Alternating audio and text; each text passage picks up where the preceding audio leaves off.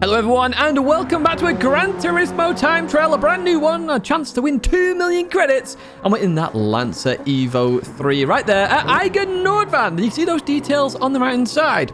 Comfort soft tyres. I've put this difficulty at medium. I think the pad is a little bit harder, but it's still very much capable of getting gold. And the gold estimate I've put around a 116.5. So if you can get underneath that time, I think you should be safe. Obviously, it depends how hard people go at this time trial. But even so, that's my gold time estimate that you probably should aim for. Now, if you do enjoy this video, as always, give it a like, subscribe to the channel to stay in touch with all the latest content. But without further ado, what we will do is jump straight into this time trial guide then. So what we do, head down the hill then, head over towards the left hand side, and your first brake marker, an unusual one, is actually the track on the right hand side there. You can see where it curves round. As that hits the edge of your screen, hit the brakes.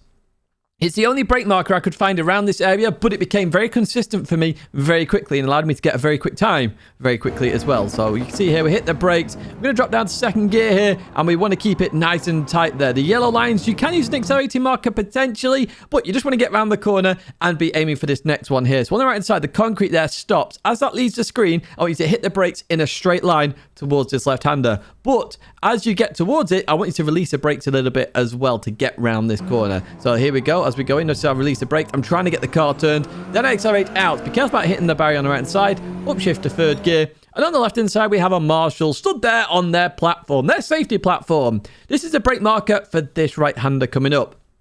Now, similar to the previous two, you want to keep this nice and tight. You don't want to go out wide with this car. Slower cars, you generally take tighter lines just to reduce the distance on the circuit. So I'm trying to get it round, keep it nice and tight. I'm on the throttle quite early there because I started to see the car get round the corner. It stopped understeering. And as we approach this corner here, we've got a Marshal on the left-hand side. Once again, on a hill in the safety area. That is your brake marker for this left-hander.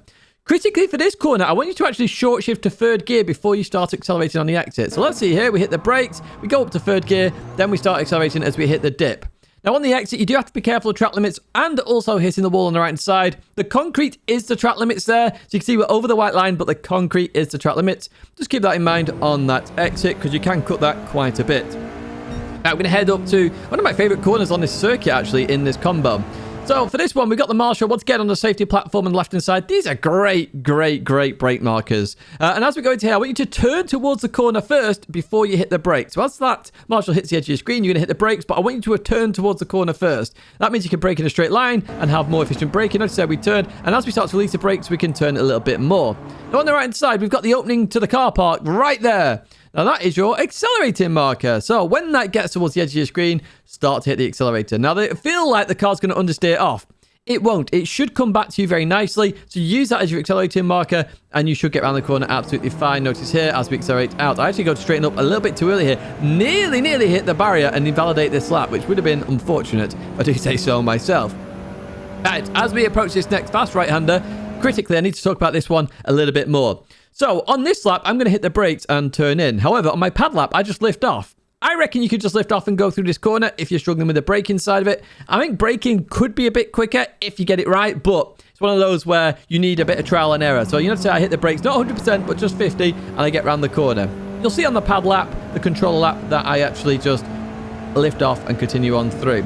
Now, we approach the final corner. On the left-hand side, we've got these bollards, okay? So this bollard in particular, it's very obvious when you're driving towards it, is your brake marker. I want you to brake in a straight line. Notice how the corner goes left and then right. We're braking in a straight line because that's the best way to brake in a car. So that's what we're going to do here. Brake in a straight line. We start to lift off then as we get towards the right-hand part. The car turns in very nicely. We can accelerate very early, all-wheel drive, third gear, head towards the line. That's a 114.915. Now let's go through the pad lap then. So remember, the bridge on the right side where the track is, that is our brake markers. It hits the edge of your screen. We drop to second gear here. And once again, the yellow lines in the middle of the track there in turn one are your accelerating marker. This corner on a pad is very difficult to do right. Very difficult. You will have to slow the car more than you do on a wheel. So just keep that in mind, okay? Very difficult to do. I think this is the weakness of the pad there. The quick right to left transition at the start of sector one. As we go through this left-hander then, we click the inside third gear, accelerate out the corner. We didn't cut it as much as the wheel lap, and I am chasing my wheel lap right now. So remember, for this next corner, turn in towards the corner where the Marshal is on the left-hand side. We're going to hit the brakes, turn in, and full brake. Then we start to release the brakes a little bit. We go for a tight line. Remember I said on the wheel lap, the tight line is better. You can see that right here, that actually I gained on my wheel lap there. So arguably a slightly tighter line is beneficial for that corner. And I'm going to lift for this one. I'm not going to hit the brake. So as the bit on the left-hand side gets to my screen, I lift it off. I accelerate through the corner. Absolutely fine. You notice that no real change in terms of speed difference to the wheel lap there. So you can brake or lift. It's entirely up to you. But on the left-hand side, we hit the brakes as we go to here. We release the brakes as we get to the right-hand part of this corner. We turn in. Once the car has turned in and the weight has settled, we accelerate out the corner. And that is the 15.2 on the pad.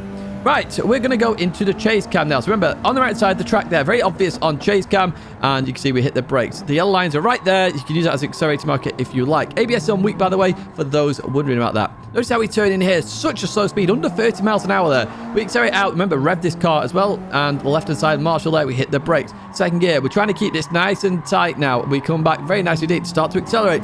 Marshall there, we hit the brakes. Short shift to third gear. Very critical to do that on this corner. You will gain about half a tenth to a tenth of a second there. Very critical. We continue on now towards the fast right hand of the Marshall. On the platform left hand side is your brake marker. Hit the brakes. Make sure you've turned in towards the corner.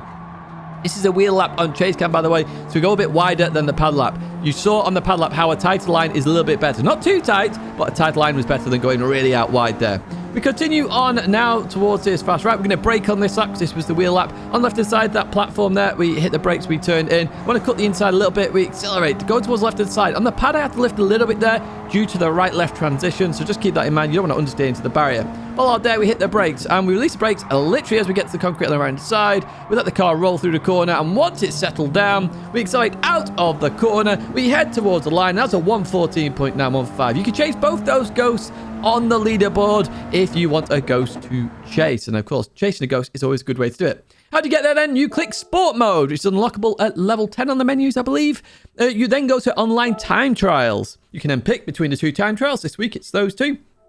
And we go into here. Now, on the top left, you can see the current gold time, which is the 116.899. And that is obviously the one where you get 2 million credits. If you're aiming for silver or bronze, you can see those credits right there.